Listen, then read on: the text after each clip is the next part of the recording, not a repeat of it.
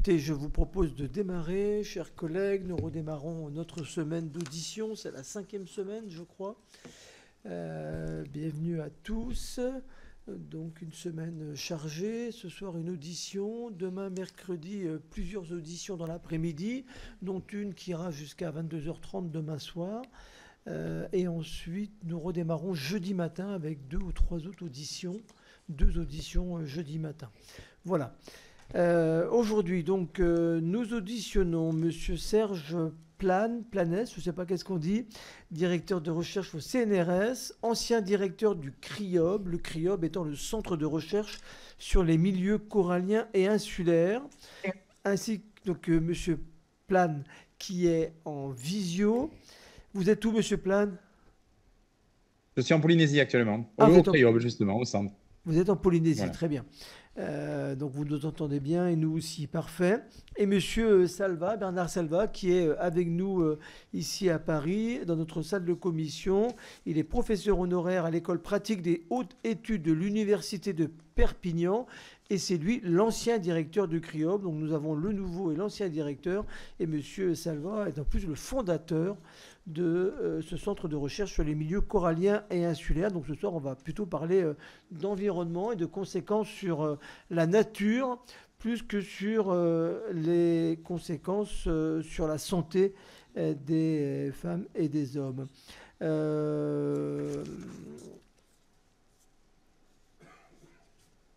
Donc, je rappelle bien évidemment que les essais atmosphériques ont eu lieu jusqu'en 1974 dans l'atmosphère, puis souterrains par la suite. Les essais ont considérablement affecté la faune, la flore, les milieux physiques de manière générale en créant un affaissement notamment de la croûte terrestre par endroits et faisant apparaître par là même des risques de submersion qui seraient évidemment extrêmement dommageables pour la population.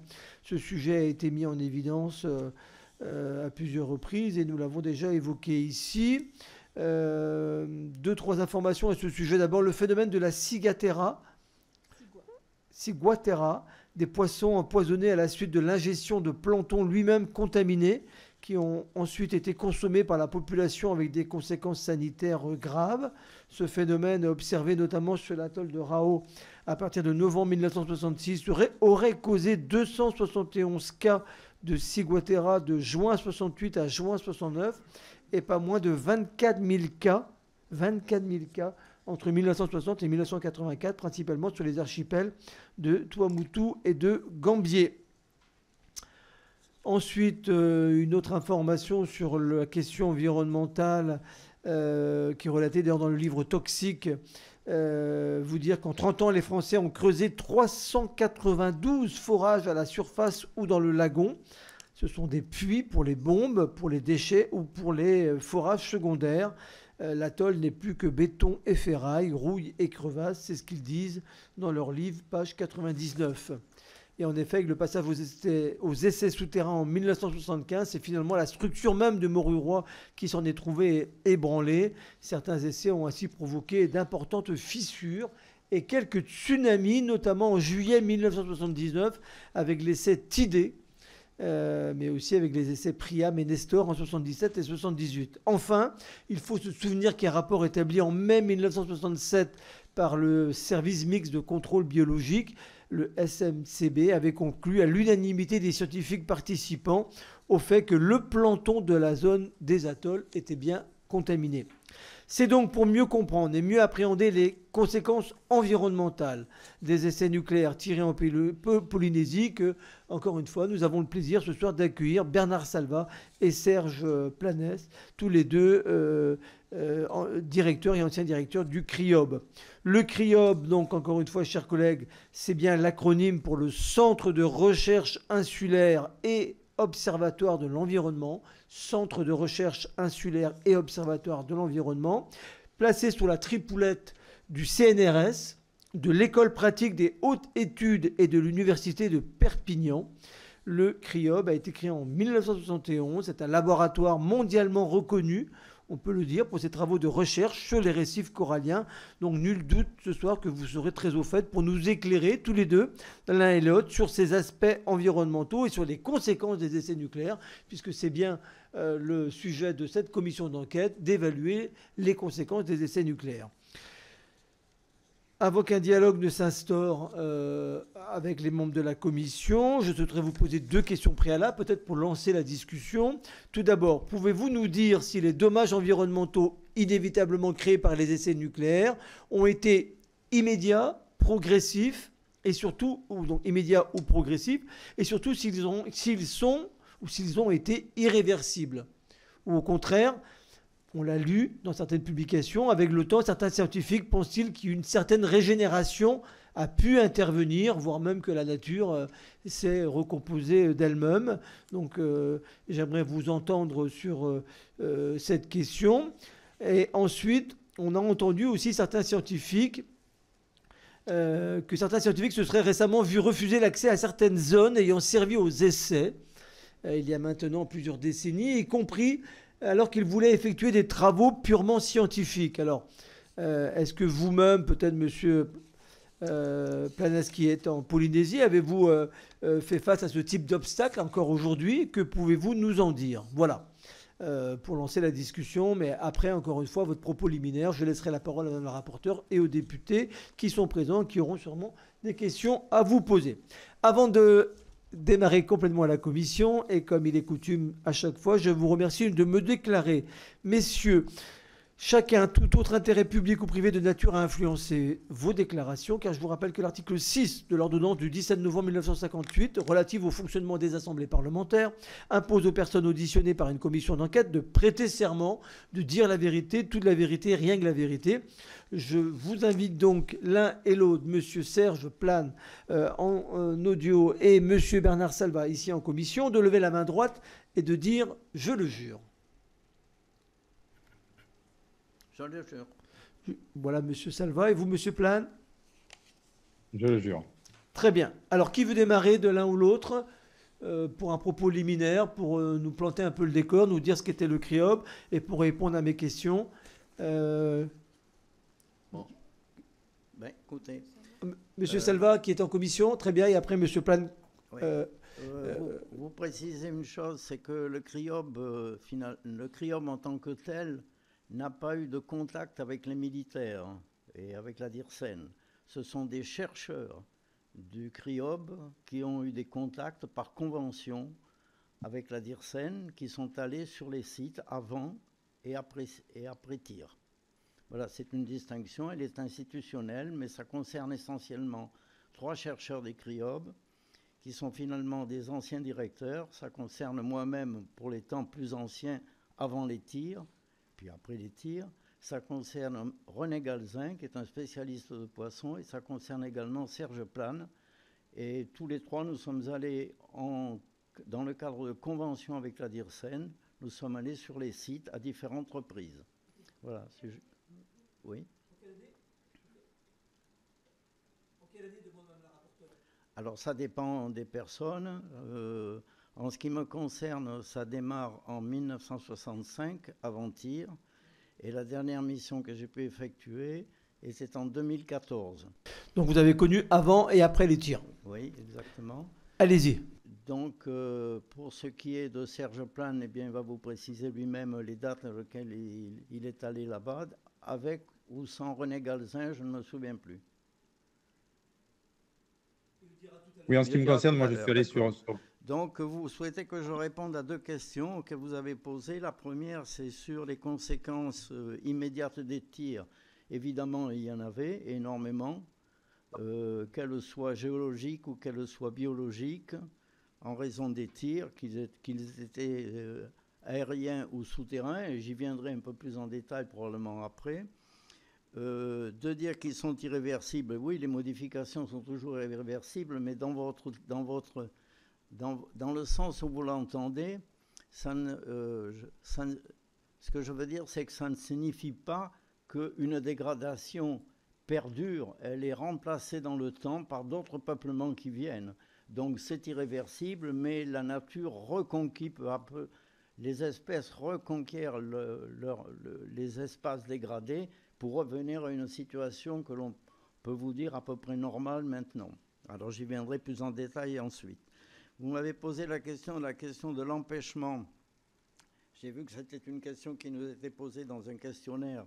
L'empêchement d'aller dans des sites proches de Mururoa, je suppose que c'est les atolls qui sont périphériques, et je dois dire que je n'ai jamais eu écho qu'il y ait eu un empêchement. Les liaisons aériennes avec tous les atolls périphériques, quand il y a des aéroports, les liaisons aériennes fonctionnent. Il n'y a aucun empêchement là-dessus. Et autant moi-même que René Galzin, que Serge Plein, nous avons eu à nous rendre et à travailler et à publier récemment sur ces atolls périphériques, tout près de Mururoa ou de Fangatofa, que ce soit les Gambiers, que ce soit Morané. Je crois que Serge Plein y est allé, c'est pas très loin des Gambiers, ou que ce soit moi en travaillant sur Marutea du Sud, etc.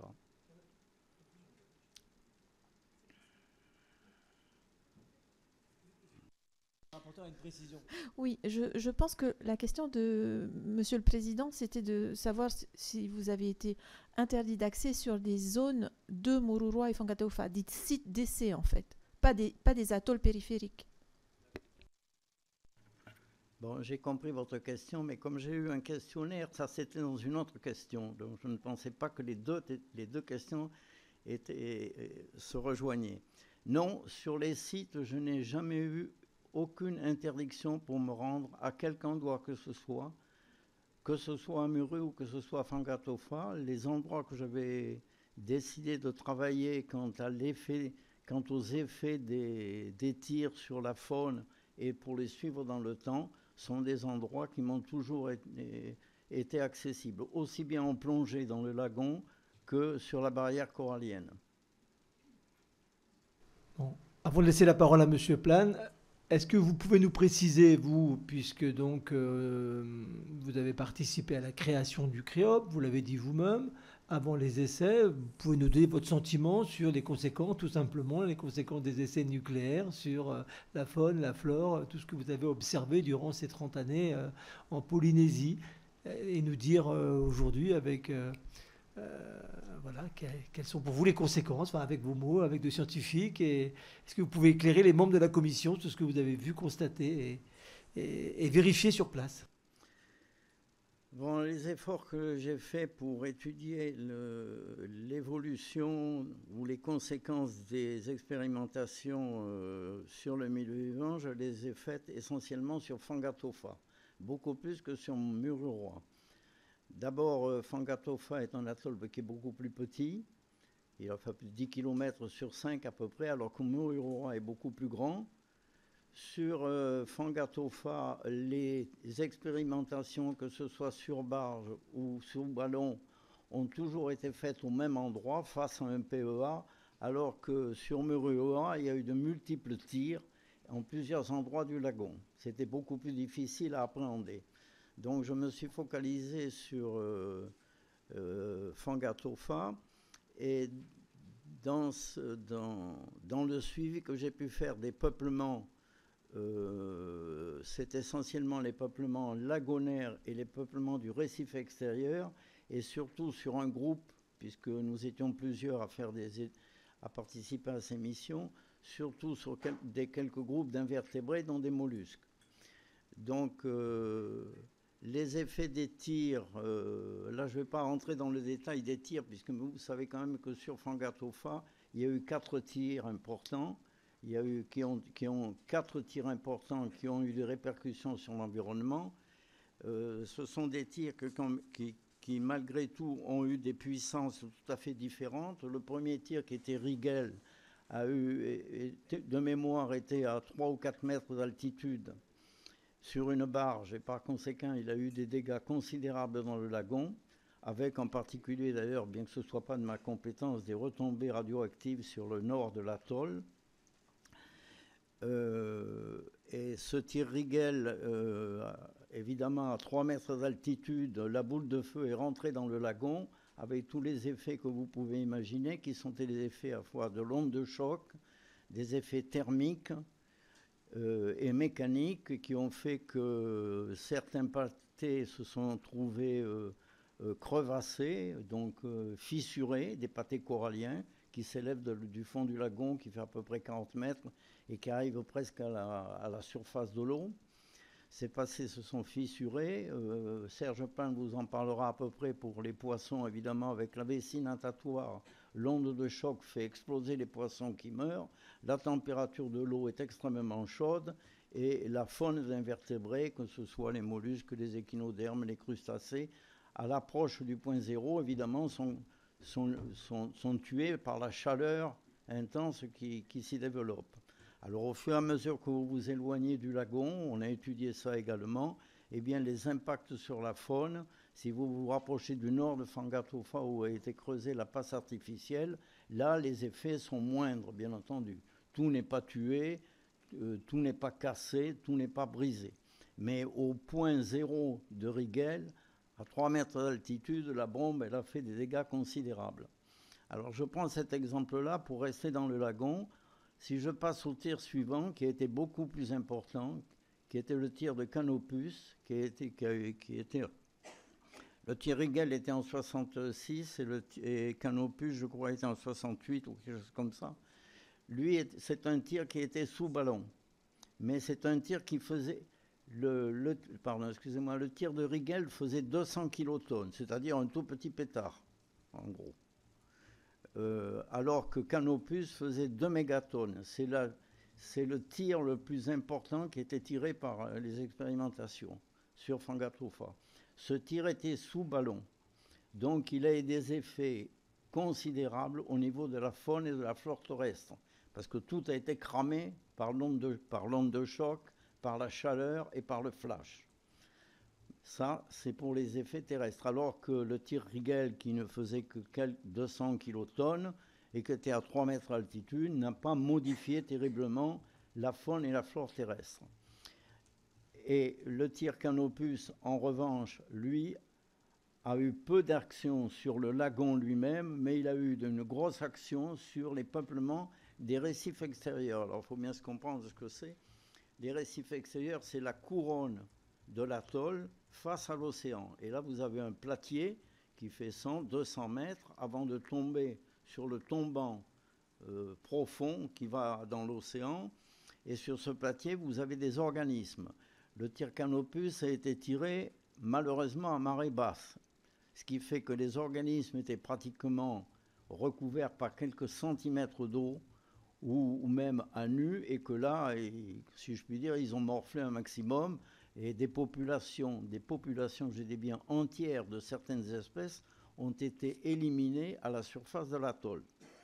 Voilà, ça c'était un effet. Alors tout ce que je vous dis là, ce sont des observations qui pour le lagon ont été faites en plongée, qui sur les récifs extérieurs ont été faits à pied dans des transects qu'on fait qui sont perpendiculaires au récif et avec des comptages. Tout ça c'est fait avec des ramassages, des statistiques, etc. Tout ce que vous pouvez imaginer, où on décrit la distribution de toutes les espèces avant, après tir, etc. Ces observations se sont poursuivies jusqu'en à peu près 1997-1998. Et j'ai pu établir, notamment pour les récifs extérieurs, sur Fangatofa, j'ai pu établir la variation des peuplements au cours de 6 périodes entre 1965 avant-tir et 1999. Ces résultats ont été publiés, ils ont fait l'objet de publications scientifiques de niveau international en anglais qui ont été communiquées. Et ce que montrent ces résultats, c'est qu'au fur et à mesure que le temps passe, la nature reprend ses droits et les espèces reviennent à peu près à la même place et dans la même distribution. Sauf quelquefois des variations avec des espèces qui sont très proches et qui se succèdent dans le temps. Voilà ce que l'on peut dire. Enfin, très brièvement, je pourrais être beaucoup plus bavard là-dessus, mais je pense que Serge Pin vous en dira plus sur les aspects poissons et lagons. Très bien, merci Monsieur Salva. Effectivement, je laisse la parole à Monsieur Plane, donc si vous voulez bien Monsieur Plane complétait à la fois les propos de Monsieur Salva sur les questions que j'ai soulevées, les 2 points que j'ai soulevés, et puis aussi nous apporter, puisque vous êtes en Polynésie, vous êtes, vous, l'actuel directeur du CRIOB, nous apporter tous les éléments, encore une fois, qui peuvent intéresser notre commission d'enquête chargée d'évaluer les conséquences des essais nucléaires. Et ce soir, nous parlons des conséquences sur l'environnement. Merci. Merci. Vous m'entendez bien? Oui, oui, très bien. Merci. Oui, alors juste quelques précisions. Donc moi, je suis directeur de recherche hors classe au CNRS. J'ai été directeur du CRIOB de 2007 à 2019, très exactement. Je ne suis plus directeur du CRIOB depuis 6 ans. Et donc, j'ai effectivement participé à différents travaux sur les impacts, quelque part, sur Mururoa. Je ne suis jamais allé sur Fangatofa. Et à cette occasion-là, donc, j'ai d'une part fait une mission qui était une mission d'observation et de découverte à l'invitation donc des services donc des armées, et une deuxième mission qui était par rapport à un projet spécifique qui était pour l'étude de ce qu'on appelle les platiers qui ont été, je dirais, effondrés, donc tassés par, je dirais, la récurrence des essais, notamment des essais souterrains, et pour voir comment se passait la recolonisation de ces platiers. Donc, moi, j'ai travaillé sur Mururoa essentiellement, sur 2 types de données. D'une part, des données collectées par un collègue à moi qui s'appelle monsieur le professeur René Galzin, qui a collecté des données sur l'abondance des poissons. Et évidemment, lorsqu'il collectait les données, nous n'avions pas information initialement sur où étaient, je dirais, exposés et réalisés les différents essais. Et donc, ce que je peux dire, c'est qu'ensuite, nous avons eu accès à ces données, et par ce niveau-là, j'aurais tendance à dire que je n'ai pas eu de restriction d'accès. J'ai eu une restriction de publication, et je vous expliquerai exactement sur quoi, mais je n'ai pas eu de restriction vraiment sur les données. Donc, le premier travail que j'ai fait là-dessus, c'était de comparer des comptages de poissons qui ont été faits de façon aléatoire dans le lagon de Mururoa et qui ont été faits sur différentes années. Exactement, il y avait 5 années exactement de référence. Et là-dessus, a posteriori, j'ai pu y calquer les différents tirs qui ont été réalisés, que uniquement les tirs souterrains en ce qui me concerne, et je me suis intéressé qu'aux tirs qui étaient souterrains uniquement. Et donc, je regardais l'effet de l'onde de choc, puisque lorsqu'on est sur un tir souterrain, c'est le principal effet que l'on a à la surface, cette onde de choc qui entraîne un crépitement de l'eau et qui entraîne effectivement une mortalité de tous les poissons qui ont une vessie gazeuse. À titre de comparaison, par exemple, une murène ou une anguille ou autre, enfin une anguille, il n'y en a pas là-bas, mais une murène n'a pas de vessie gazeuse et donc n'est pas directement impactée par ça. Et on a, l'onde de choc est telle que l'on a en gros une mortalité quasi instantanée de l'ensemble des poissons sur à peu près un diamètre d'à peu près 2 km, un rayon d'1 km, donc un diamètre de 2 km.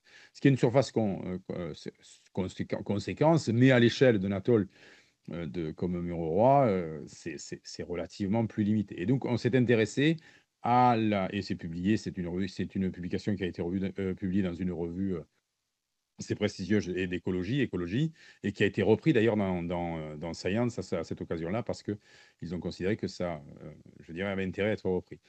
Donc, ce travail montrait que pendant les 5 ans qui suivaient un essai sur une zone, on avait un impact, puisqu'en fait, on enlevait complètement toute la population de poissons et elle était remplacée. On avait un impact qui était visible, mais qu'au-delà de 5 à 6 ans, on n'arrivait plus à démontrer qu'il y avait eu dans cette zone-là, finalement, un impact du tir sur la faune de poissons.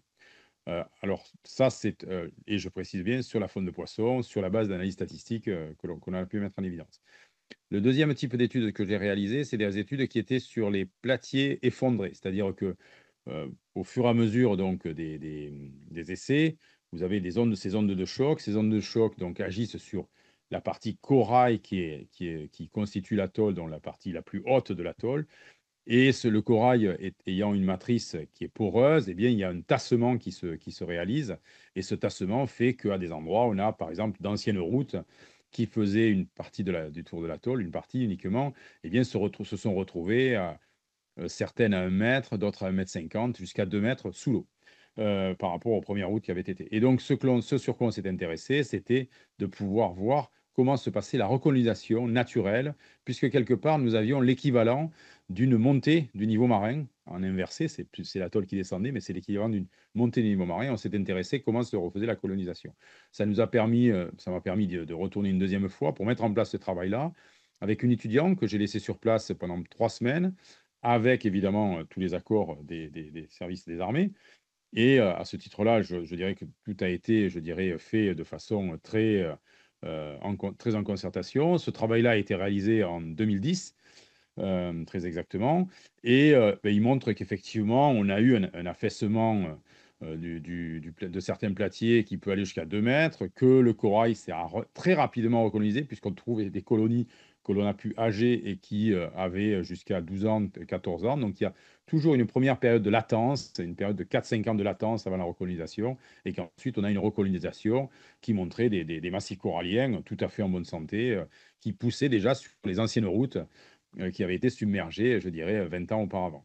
Donc, ce que je pourrais dire, donc, c'est que oui, il y a des conséquences, certaines qui sont immédiates pour répondre à vos questions, qui sont, je dirais, le fait que l'on enlève quelque part les poissons, je dirais, d'un système à un moment donné. La nature revient, et la nature fait que s'il n'y a pas d'autres impacts dans cette zone-là, eh bien, la recolonisation des poissons se fait assez rapidement.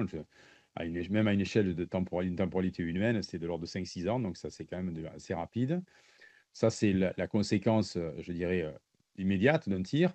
La conséquence à plus long terme, c'est le tassement de l'atoll, qui montre que, bien, là aussi, la nature revient, puisque des routes qui ont été construites 20 ans auparavant étaient très rapidement recolonisées. Alors, elles n'étaient pas complètement recolonisées, on voyait toujours les structures, mais étaient en partie recolonisées par du corail. Et donc, le corail étant l'organisme constructeur d'un récif corallien, lorsque vous avez du corail, ensuite vous avez des poissons, et vous avez tous les invertébrés et toute la faune complète qui se redéveloppe. Donc, le côté irréversible que vous mentionniez, c'est évidemment l'aspect tassement et l'aspect donc effondrement partiel de l'atoll. Effectivement, celui-ci est irréversible. Mais il n'empêche pas néanmoins une recolonisation du milieu et je dirais un renouveau quelque part de l'écosystème. L'aspect irréversible sur les conséquences directes des tirs, là, on est sur un renouvellement des faunes de poissons qui est assez rapide, finalement, 5 à 6 ans. Et je pense que c'est par rapport à vos deux questions, je pense que c'est tout ce que je pouvais apporter en termes de réponse, sauf si vous avez des questions complémentaires. Très bien, merci messieurs. Oui, nous aurons d'autres questions. Je laisse la parole aux députés. Et en premier lieu, donc à Madame la rapporteure, Myriana Redd-Arbelot, qui est à mes côtés et qui a donc une première série de questions pour vous deux. Merci. Madame la rapporteure. Merci Monsieur le Président. Bonsoir Monsieur Salva et Monsieur Plane, Yaorana. J'ai des questions sur les tirs souterrains, particulièrement, sous lagon. Est-ce que le fait d'avoir un puits sous atoll ou un puits sous lagon, quelles sont les différences pour l'environnement? On a aussi pu observer des crevasses et des failles. Vous n'en parlez pas, vous parlez d'un tassement. Est-ce que ces failles existent bien et comment se fait le repeuplement de ces failles aussi? Est-ce que ça existe? Sur les poissons, vous parlez de 5 à 6 ans. Avec les 30 ans d'essai, ça ne s'arrêtait pas. Il y avait des campagnes de tir, donc il y avait moins de 5 à 6 ans entre chaque campagne et même quelques jours entre deux tirs. Donc, qu'est-ce qui se passait aussi? Parce que c'était quand même une accumulation finalement je ne sais pas si on dit d'ébranlements ou enfin d'événements, des catastrophes pour l'environnement qui se succédaient, donc qui ne laissaient pas le temps à la nature de reprendre le dessus. J'aimerais aussi que vous nous parliez des animaux comme les tortues, comme les raies, et qu'est-ce qui se passait si la boule de feu, par exemple, lors du tir Rigel, et aussi quand il y avait des tirs sous lagon. J'aimerais que vous nous racontiez un peu comment se passait pour ce type d'animaux. Et les quelques jours après, et je finirai par là ma première série de questions, les quelques jours après un tir, avec tous ces cadavres, qu'est-ce qui se passait? On connaît un petit peu les requins, par exemple. Donc, il y en a dans l'océan, il y en a un petit peu dans le lagon, mais peut-être aussi ceux des lagons mouraient pendant les tirs. Mais que se passait-il? J'aimerais bien que vous nous racontiez. Oui, la chaîne alimentaire, voilà. Très bien. Alors, qui veut commencer? Monsieur Salva et après Monsieur Plane, aux réponses de Madame la rapporteure. Aux questions de Madame la rapporteure, pardon. Bon, il y a plusieurs questions, évidemment. Vous avez évoqué le problème des failles. Alors, il faut savoir que dans l'évolution normale d'un édifice corallien comme un atoll, les failles sont normales. Et, ça bouge. Il ne faut pas oublier que ces édifices ont un âge qui correspond à quelques millions d'années, qu'ils se déplacent à la vitesse de 10 cm vers le nord-ouest et que tout ça, ça fait des cheminements au cours desquels les atolls se modifient naturellement. Ceci ne signifie pas que des failles nouvelles n'aient été créées ou se soient amplifiées pour des failles précédentes à la suite des tirs souterrains, bien entendu. Mais l'existence de failles, vous la retrouvez sur tous les atolls, quels qu'ils soient. Donc c'est un premier point que je voulais préciser. Ensuite, vous avez posé la question de savoir s'il y avait une différence dans les effets des tirs souterrains sous couronne de l'atoll, c'est-à-dire sous les îlots, les motus de végétation, ou au centre du lagon. Alors, deux commentaires. D'abord, il ne faut pas oublier que les expérimentations nucléaires se font dans la masse basaltique et non pas dans la masse corallienne, donc en très grande profondeur. Donc, de ce seul point de vue, on peut dire qu'il n'y aurait pas de différence. Sauf que quand il s'agit d'un tir qui est sous la couronne corallienne, vous avez un ébranlement des flancs de l'atoll qui donne sur l'océan, ce qui a provoqué, je crois en 1970 ou quelque chose comme ça, ce qui a provoqué des glissements de terrain et une lentille de plusieurs millions de mètres cubes de la pente externe qui a dévalé vers le fond de l'océan. Alors ça, c'est tout à fait différent, c'est un glissement de terrain qui n'affecte que la partie corallienne de l'édifice, absolument pas la partie basaltique dans laquelle sont coincés les produits radioactifs des tirs souterrains. Et c'est quelque chose qui est tout à fait différent. Ce glissement d'une partie de l'atoll vers les fonds océaniques est tout à fait différent du tassement dont vous a parlé tout à l'heure Serge Plane. Il y a les deux phénomènes.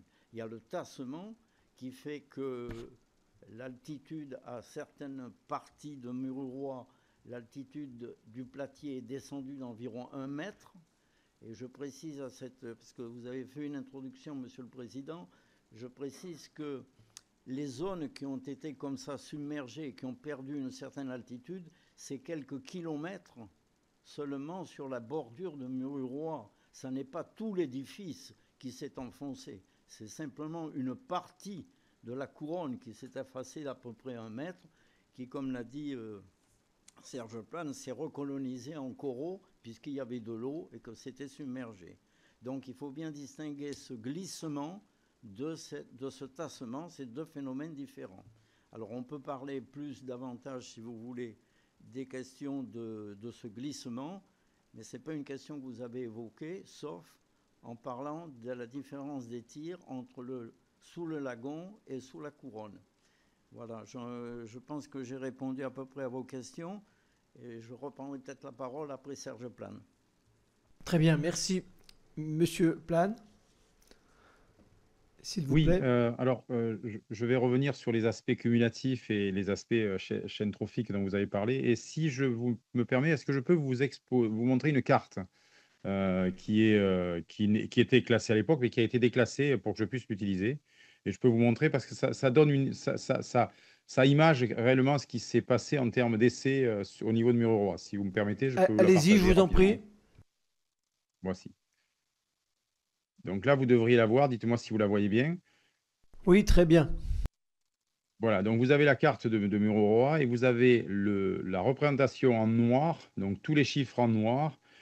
C'est la représentation de la localisation de tous les puits qui ont été forés et sur lesquels il y a eu un test, je dirais, avec un forage, une charge nucléaire qui a été descendue dans la zone, comme l'a dit M. Salva, dans la zone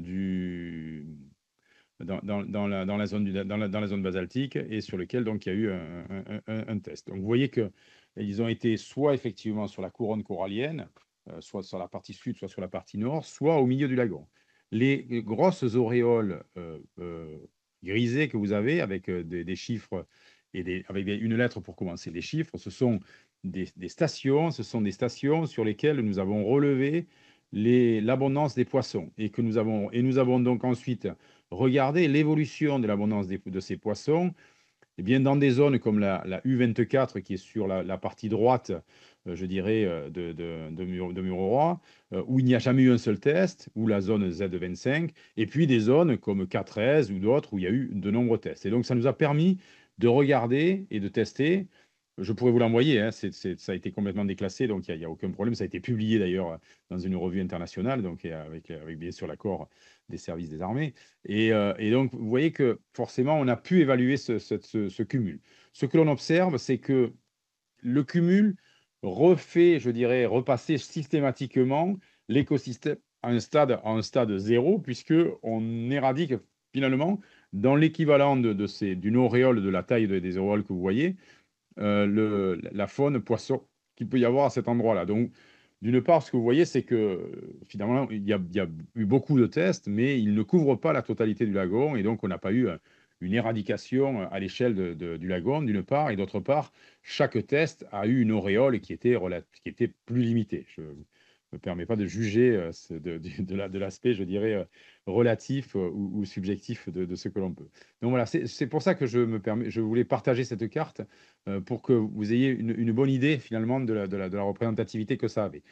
Et donc, ce que l'on a montré, c'est qu'effectivement, il y avait un effet cumulé, mais que je dirais, dans la dynamique de l'évolution de l'écosystème, eh bien, c'était finalement le dernier tir qui était dans la zone, qui était le tir impactant le plus, même s'il y a eu des tirs et je dirais, des essais avant sur cette zone-là, c'est le dernier qui remet tout à zéro systématiquement.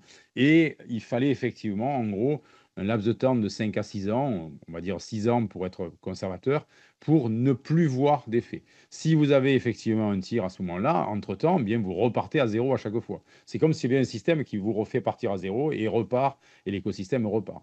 Donc du coup, il y a à la fois un effet cumulatif, mais uniquement dû à la répétition. Mais il n'y a pas un effet cumulatif dû à l'accumulation, je dirais, de l'impact sur cette zone-là. Ensuite, les transferts sur les autres espèces, eh bien, les transferts sont également assez limités parce que la zone d'impact elle-même est assez limitée. Et donc, vous voyez, si vous avez une tortue qui est en dehors de ce cercle que vous voyez, grisé qu'on voit à l'écran, eh bien, vous avez un impact qui est très minime.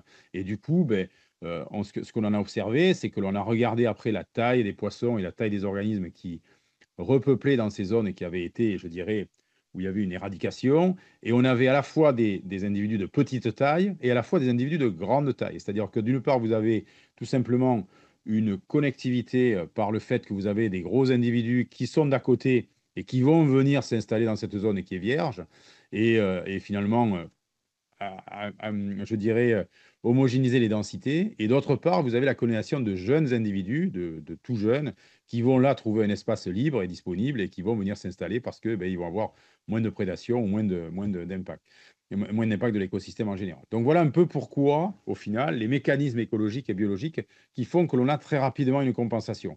La nature est ainsi faite. Vous savez, quand on a des feux de forêt, vous avez aussi une récupération plus ou moins rapide sur certaines faunes. Évidemment, lorsque vous avez brûlé un arbre qui a 50 ans, eh bien, pour le retrouver, il va vous falloir attendre 50 ans. Mais lorsque vous avez brûlé un roseau qui, lui, a une espérance de vie de 2 ans, eh bien, en 2 ans, vous récupérez finalement la dynamique, la démographie et la dynamique de ces espèces-là.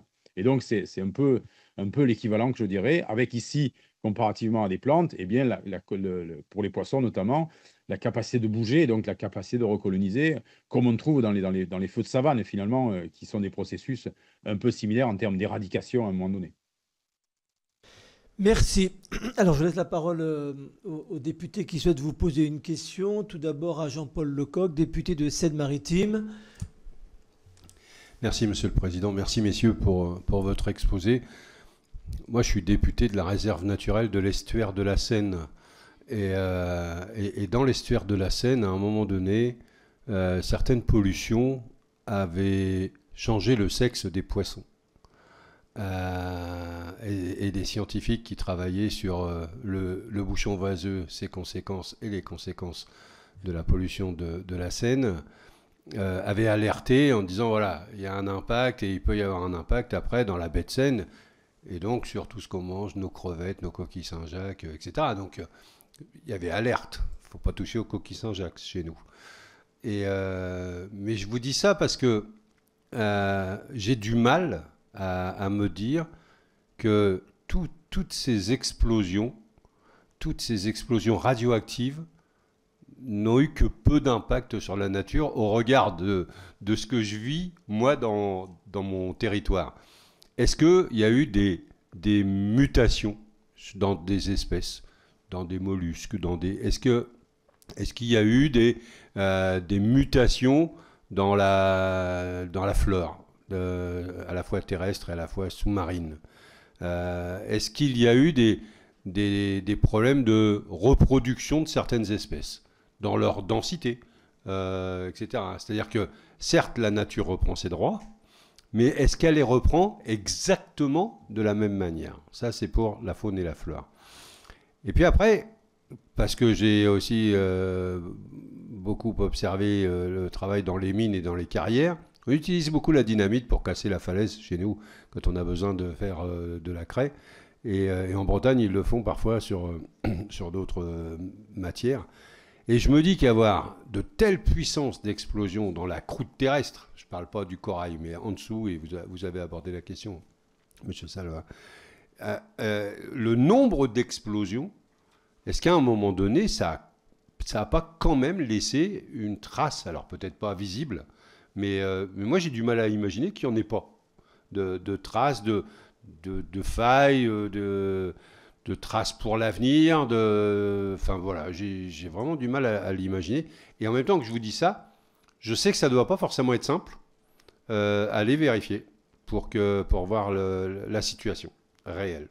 Je ne sais pas si les moyens techniques et scientifiques à notre disposition nous permettent d'aller appréhender les choses, mais ça, vous allez nous le dire. Merci, Monsieur le Président. Merci. Alors, qui veut répondre? Et dans le prolongement de la question de notre collègue Jean-Paul Lecoq, vous n'avez pas répondu tout à l'heure à la question de Madame la rapporteure sur que deviennent les poissons morts et éventuellement les probables ou les possibles conséquences sur la chaîne alimentaire. Je pense que c'était l'objet de la question. Hein.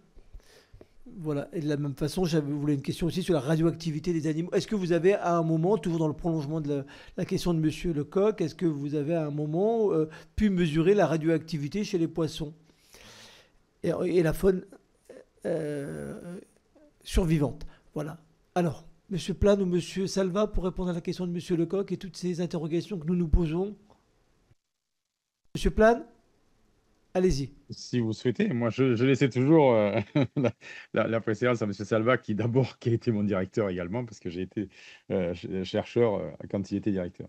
Alors moi je vais reprendre les trois questions. Alors sur l'ancien, le devenir des poissons morts, alors moi je vais être très, très rapide là-dessus. Le devenir des poissons morts, vous savez, la nature utilise de suite la matière organique qui est laissée à disposition.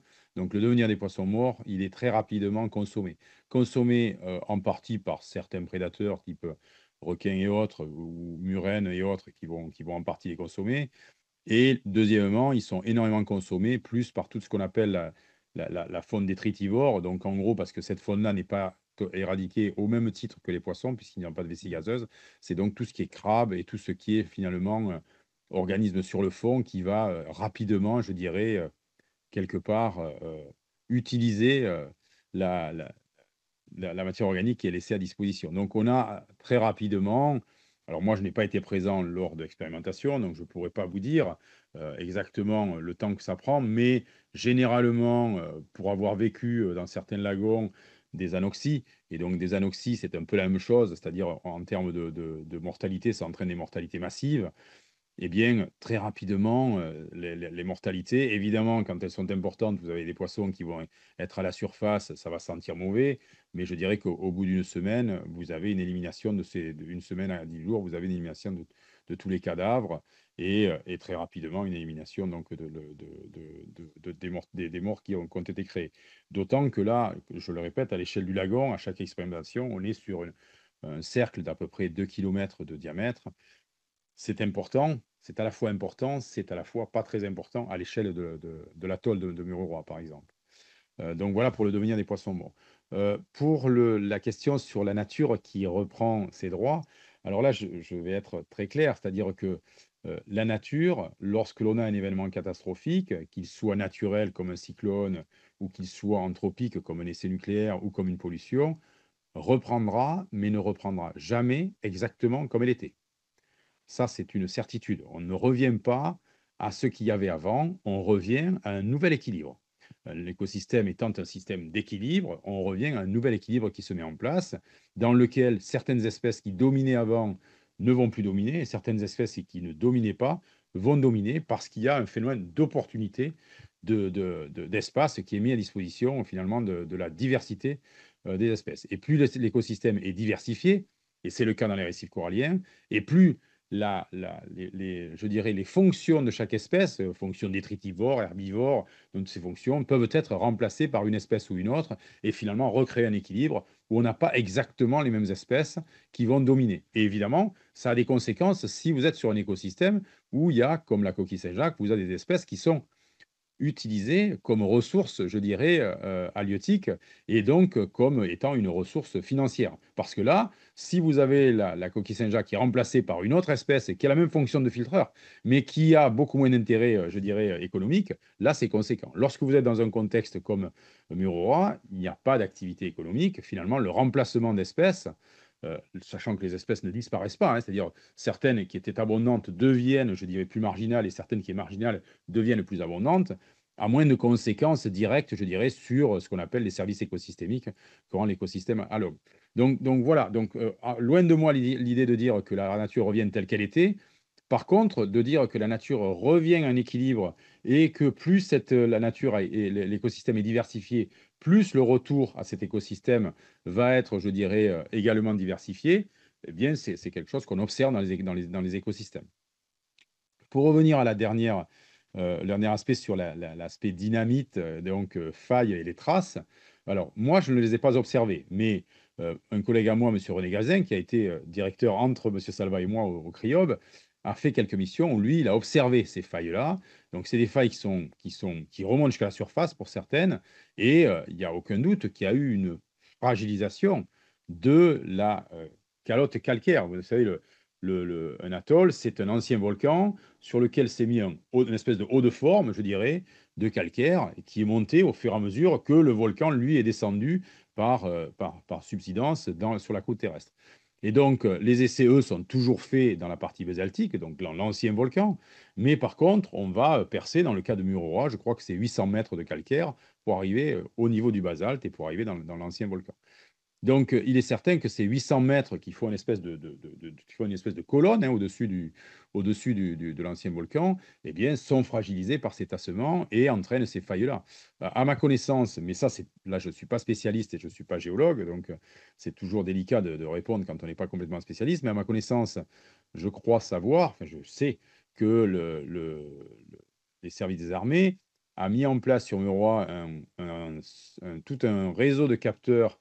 Je crois que c'est un des réseaux des capteurs les plus complexes qui existent au niveau national pour mesurer le moindre mouvement de ces failles et pour pouvoir être capable d'évaluer effectivement la moindre évolution et le moindre mouvement de ces failles. Donc, je pense que le risque sur ces failles existe. D'ailleurs, il y avait eu autour de Mururoa, sur la zone vie qu'on appelle, il y a tout un mur de protection au cas où justement il y ait une partie conséquente sur les flancs de l'atoll qui s'effondre et entraîne une vague de type tsunami de protection. Mais je dirais que oui, vous avez tout à fait raison, monsieur le député, de dire qu'il y a des failles et que ces traces-là resteront, je dirais aujourd'hui. Alors avec le temps, on va avoir un comblement par du sédiment, mais la faille en termes de structure tectonique va rester et elle constitue une fragilité pour l'atoll. Merci. Monsieur Salva, est-ce que vous voulez compléter les propos de Monsieur Plane avant de passer à une autre question? Oui, tout à fait, Monsieur le Président. Alors, vous a été évoqué le problème des tortues. Vous en parliez, et les tortues ont subi le même sort que les poissons, c'est évident. Mais ceci étant, les tortues qui ont pu périr lors des expérimentations nucléaires, que ce soit les tests aériens ou souterrains, n'ont pas enclenché le fait que les tortues ne reviennent pas les années suivantes. C'est pas pour ça. Les tortues doivent toujours nidifier à Mururoa et à Fangatofa. Le cycle continue. Vous avez évoqué, Monsieur le Président, au départ, le problème de la ciguatera. On peut en dire un mot, parce que ce sera très bref. Très bien. Alors écoutez, pour les chercheurs, je crois que la question ne fait pas de doute. La ciguatera n'a rien à voir avec les expérimentations nucléaires en termes de radiation. C'est simplement les infrastructures qui sont créées, qui modifient le milieu naturel corallien. Et à cette occasion-là, il peut y avoir le développement d'une algue toxique qui est ingérée par les poissons et qui, consommée par l'homme, donne la gratte et la ciguatera. Donc il est clair, les travaux ont été publiés, le docteur Banis, qui travaillait à l'Institut Malardier à l'époque, a travaillé là-dessus. Maintenant, au niveau international, tout le monde est d'accord. La ciguatera tient au fait qu'il y a eu des infrastructures qui ont été développées, notamment au Gambier, ça a été le cas. C'est là que le problème a été soulevé d'ailleurs, de la causalité des radiations pour la ciguatera au Gambier. Il a été démontré que c'est les infrastructures, la construction de l'aéroport à Totegégie sur la partie nord, qui a provoqué des flambées de ciguatera. Donc ça n'a rien à voir avec les tirs, ça a à voir avec des atteintes au milieu naturel, comme il peut s'en produire dans les autres îles, à Tahiti ou ailleurs.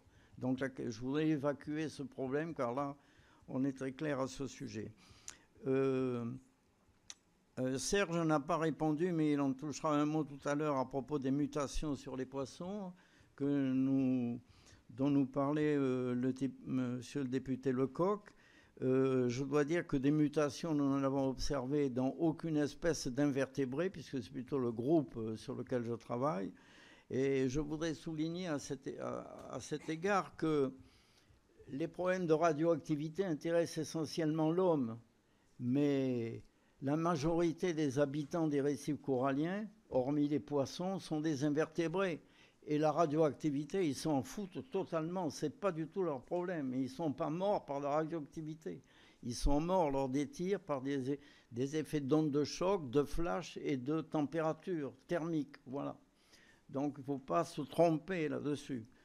Pour tuer une holoturie avec des rayonnements ionisants, il faudrait mettre 10 000 fois ce qui tuerait un homme. C'est épouvantable. Ce sont des invertébrés. Alors pour les poissons, c'est peut-être un tout petit peu différent, mais je ne crois pas que les poissons soient très sensibles à la radioactivité non plus. Alors c'est autre chose que la chaîne alimentaire, après avec l'homme bien entendu. Il y a une question qui a été abordée également, c'est celle des failles. Alors l'histoire des failles rejoint le problème du glissement dont je parlais tout à l'heure, des lentilles de calcaire qui, sur le bord de l'atoll, foutent le camp vers l'océan. C'est le même phénomène. Au nord-ouest de Mururoa, il y a une faille qui existait et qui s'est agrandie et qui est surveillée actuellement.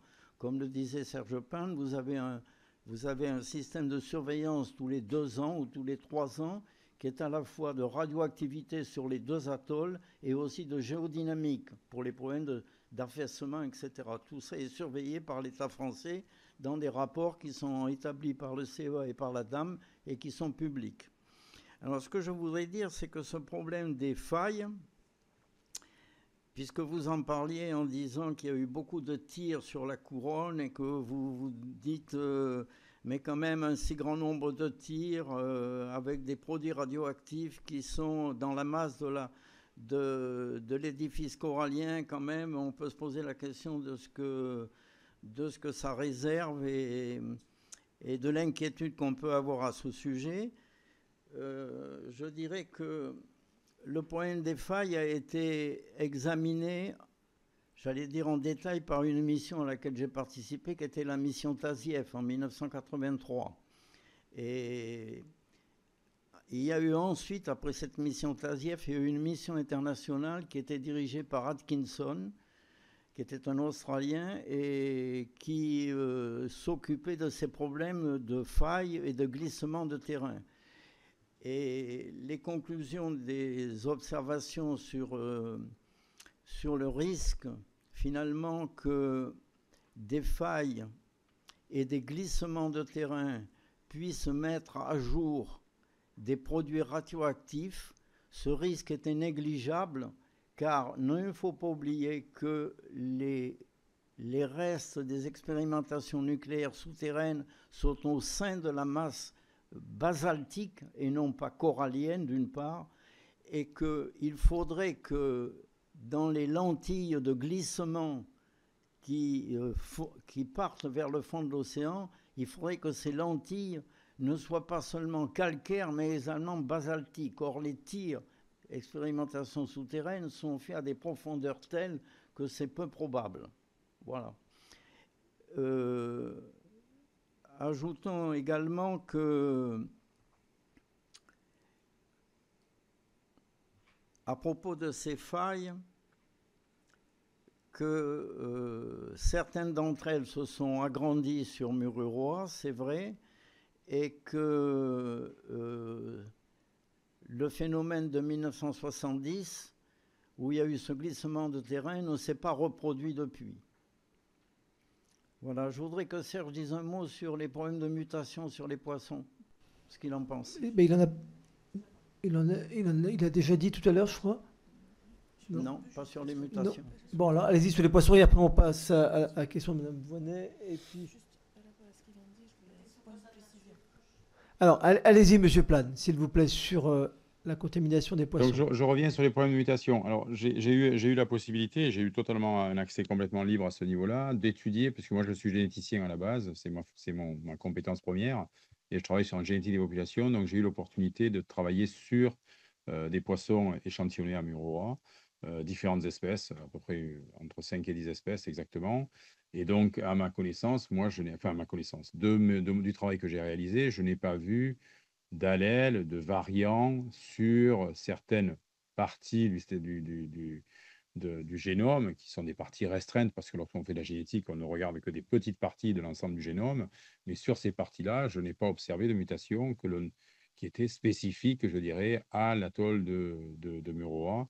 Et donc, de mon point de vue, l'atoll de Mururoa, en termes de génétique, s'imbrique et continue de s'imbriquer dans la continuité de la diversité génétique que l'on retrouve pour les 5 à 7 espèces de poissons exactement sur lesquelles j'ai travaillé et sur les gènes que j'ai travaillé. Donc, je suis toujours un peu restrictif parce que je prends certaines restrictions, mais pour ce que j'ai travaillé, je n'ai pas observé de mutation particulière sur ces espèces-là et sur ces poissons-là et sur ces gènes-là. Voilà. Donc, pour moi, je ne peux pas dire qu'il y a eu des mutations particulières. Merci. Alors, j'ai une question de Madame Voynet, Madame Rousseau, Monsieur Foucard et Monsieur Lenné. Alors, on commence par Dominique Voynet, député du Doubs. Allez-y, chers collègues. Merci. J'avais une double question, mais vous venez en partie de répondre à la première. Je voulais savoir si vous aviez pu observer de la dégradation du capital génétique. Alors, vous venez de répondre pour les poissons, mais je me disais aussi pour les coraux, qui sont aussi une autre famille, enfin une autre forme d'animaux. Est-ce que ça a été étudié? Est-ce qu'on peut affirmer qu'il n'y en a pas eu? Et puis ma deuxième question concernait la possibilité d'une accumulation de matières radioactives dans les espèces animales qui sont en haut de la chaîne alimentaire. Est-ce que ça a déjà été observé chez les dorades coryphènes, les murènes, les thons, par exemple, au fil du temps? Et est-ce qu'à votre connaissance, il y a eu des études sur le sujet? Allez-y, Ça va, je merci. me permets de répondre. Oui, allez-y, Monsieur Plane, et puis Madame la Monsieur députée. Salva complétera si besoin. Alors, concernant concernant l'accumulation radioactive, moi, je n'ai pas été en charge de cette surveillance-là, puisque cette surveillance-là était réalisée par un service propre des armées à l'époque, qui est le SMSR, et qui maintenant est réalisé par l'IRSN, donc l'Institut de sûreté des radioéléments, et qui fait le suivi, je dirais, tous les ans sur une série d'animaux, sur les accumulations. Donc là, moi, je ne pourrais pas vous répondre du tout sur le côté radioactif qui, des informations que j'ai, ne peut être issu que des premiers essais, c'est-à-dire uniquement des essais aériens ou des essais sur barge, puisque dès qu'on est passé sur des essais, je dirais, enterrés et sur lesquels il y avait donc un tir qui était réalisé dans la masse basaltique, à ce moment-là, il y a un emprisonnement de la radioactivité par l'effet de la chaleur qui crée sur le basalte en fait une grosse boule de verre. Et le verre est un des meilleurs éléments pour, je veux dire, justement empêcher la diffusion de la radioactivité, puisque c'est l'élément qui a toujours été utilisé dans les laboratoires lorsqu'on travaillait sur des marqueurs radioactifs, notamment en génétique au tout début. Donc, à ma connaissance, il y a voilà, s'il y a une accumulation, elle vient effectivement d'une origine des premiers essais jusqu'en 1976, si je ne me trompe pas, ou 78. Merci, Monsieur Salva. Vous voulez compléter? Non, très bien. Alors, je passe la parole. Ah, pardon, excusez-moi, Dominique Voinel, allez-y. Sur le capital génétique des coraux, est-ce qu'on a observé des choses? Ah oui, pardon, excusez-moi. Effectivement. Alors, les coraux, ce que l'on s'est rendu compte, c'est qu'ils étaient que marginalement affectés lors des essais par l'onde de choc. Le principal impact sur les coraux, c'est que l'onde de choc va entraîner une fragmentation d'une colonie corallienne, donc notamment toutes les corollies branchues qui vont être, je dirais, fragmentées en petits morceaux. Sachez qu'aujourd'hui, un des gros... sur les plus gros projets en restauration corallienne, c'est justement de fragmenter des grosses colonies en petites, et on appelle ça du bouturage, parce qu'on s'est rendu compte que lorsqu'on faisait des petites colonies, elles avaient un dynamisme plus important. Par contre, on n'observe pas, je dirais, de mutation particulière. On n'a pas observé de mutation particulière. Alors, ce qu'il faut savoir, c'est que le corail est un organisme un peu particulier parce que c'est un organisme clonal. Donc, une colonie est faite de nombreux individus qui sont tous des clones les uns des autres. Et que, naturellement, je dirais, dans une colonie, vous avez ce qu'on appelle des mutations, je dirais, aléatoires. Et on va retrouver ces mutations-là qui sont naturelles à Montréal ou n'importe où ailleurs dans le monde. Donc, ça serait difficile de voir. La seule chose, ce serait de voir s'il y a plus de mutations dans des colonies coralliennes sur Mururoa que dans des colonies coralliennes classiques ailleurs, je dirais dans le Pacifique. Bon, à ma connaissance, ce travail n'a pas été fait, donc je ne pourrais pas vous répondre par rapport à l'aspect mutation. Mais j'aurais tendance à dire que compte tenu de la nature du corail, qui est un organisme qui est à la fois effectivement avec reproduction sexuée, mais aussi en grande partie avec une reproduction asexuée par de la clonalité, l'impact est plus limité parce que justement, on agit principalement sur la clonalité et donc moins d'impact en termes de la mutation et de l'impact sur la communauté corallienne. Merci. Sandrine Rousseau, députée de Paris, a une question. Allez-y, chers collègues.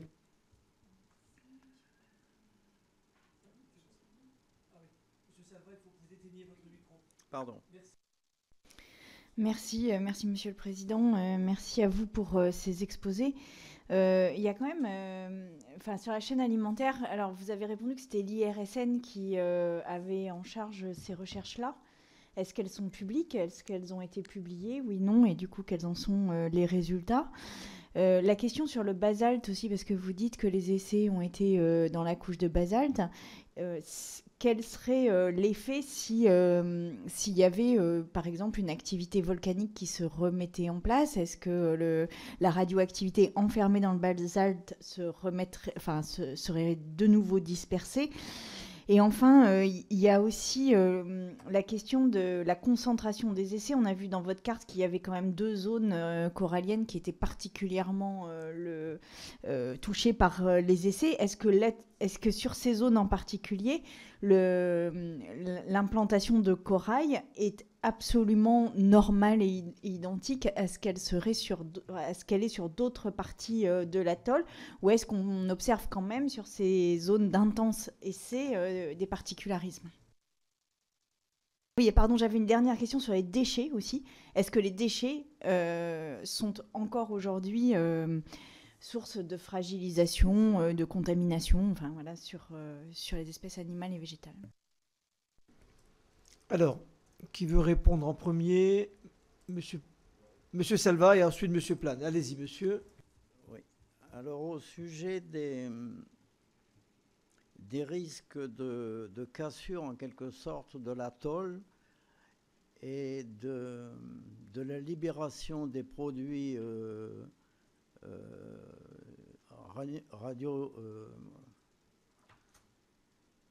des produits de la bombe, ce qu'il faut dire, c'est que la seule possibilité la seule éventualité qui pourrait se produire, c'est que l'atoll de Muru repasse sur un point chaud qui génère, lui, des activités volcaniques. Alors, ça n'est pas impossible, parce que des points chauds, il y en a dans la région, hein, évidemment, il y en a du côté des Australes, il y en a du côté de Tahiti, il y en a sur la Marquise, etc. Je n'ai pas en tête le parcours de déviation des atolls qui se déplacent tous vers le nord-ouest, comme je le disais tout à l'heure, à la vitesse de 10 cm par an.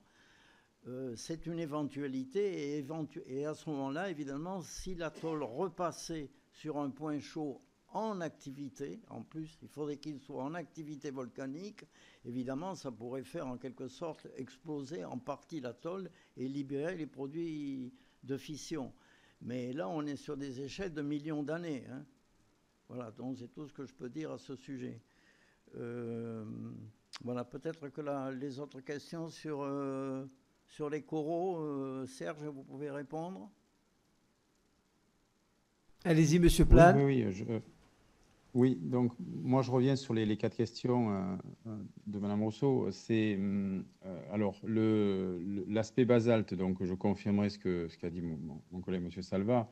Il faut savoir, par ailleurs, je rajouterai que la température de la lave, généralement, c'est aux alentours de entre 1000 et 1500 degrés Celsius. Donc on est sur des températures très hautes, donc on sait qu'elle modifie également la radioactivité des éléments.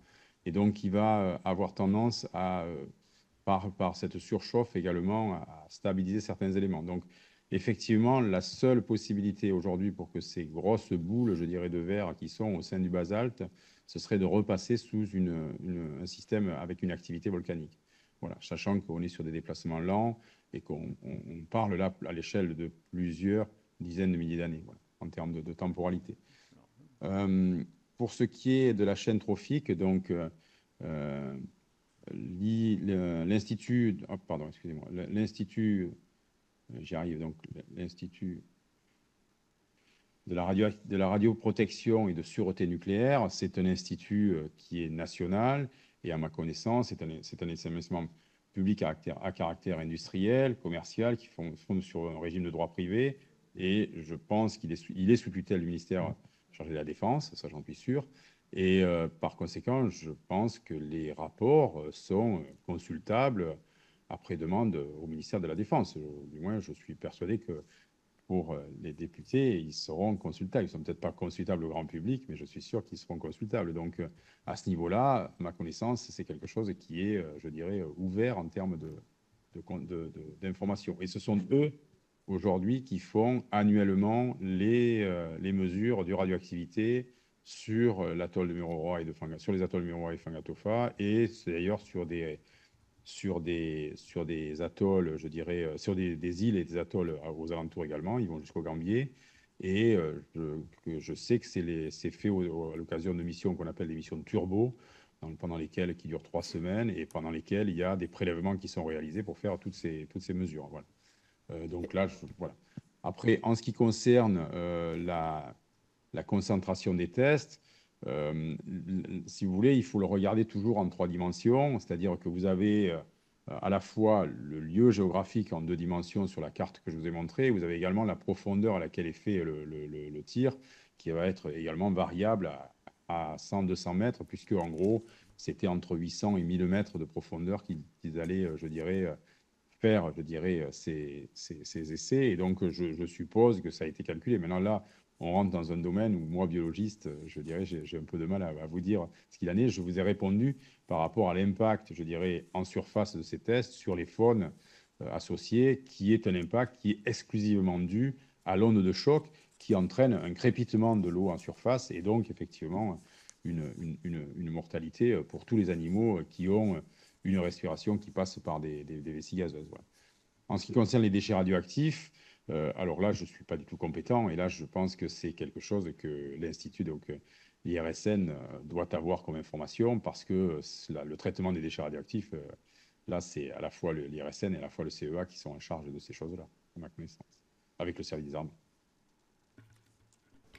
Merci. Alors, vous avez évoqué l'autorité de sûreté nucléaire et de la radioprotection, la SNR, et je dis à mes collègues que nous les auditionnerons justement demain à 17h, donc nous pourrons leur poser la question sur le taux de radioactivité. Et par rapport à votre réponse, Monsieur Planet, Madame la rapporteure voulait apporter des précisions.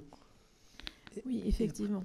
Sur la surveillance en fait radiologique de la Polynésie française, l'IRSN, en fait, l'ex-ASNR, puisque ça a été fusionné, l'ASN et l'IRSN, est compétente sur tous les atolls et toutes les îles polynésiennes, sauf les sites. Les sites de Mururoa et de Fangataufas sont surveillés par la mission Turbo qu'a mentionné donc M. Plane, mais qui est menée par le CEA.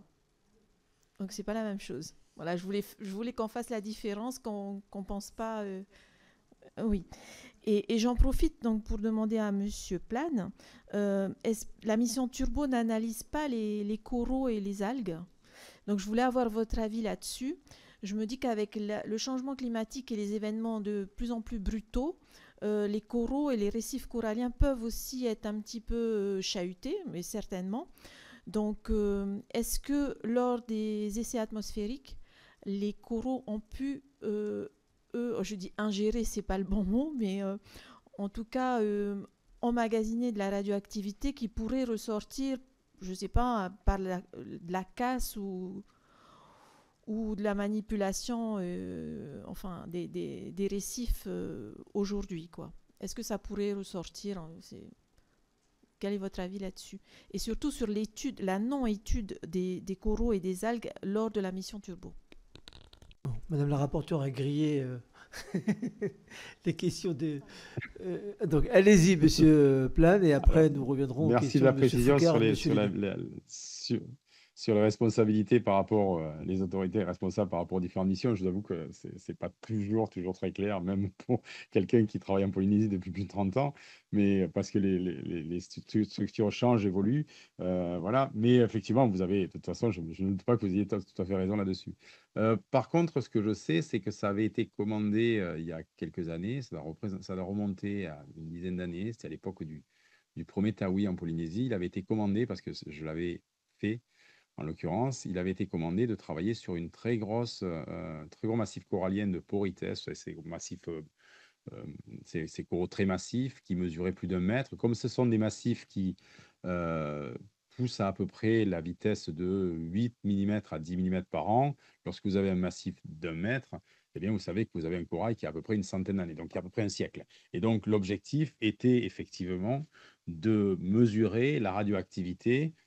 C'était un massif qui avait été prélevé au Gambier, je précise, et pas sur Mururoa, parce qu'effectivement, il n'y avait pas eu d'autorisation sur Mururoa à cette époque-là. Et donc, l'objectif était de regarder, en faisant une carotte sur la globalité donc, de ce massif corallien, était de regarder la radioactivité que l'on retrouvait à l'intérieur. Et est-ce qu'il y avait eu, à ce moment-là, une accumulation de radioactivité au moment de la période, je dirais, 66-78, qui sont la période des tirs aériens sur barge ou sous ballon. Voilà.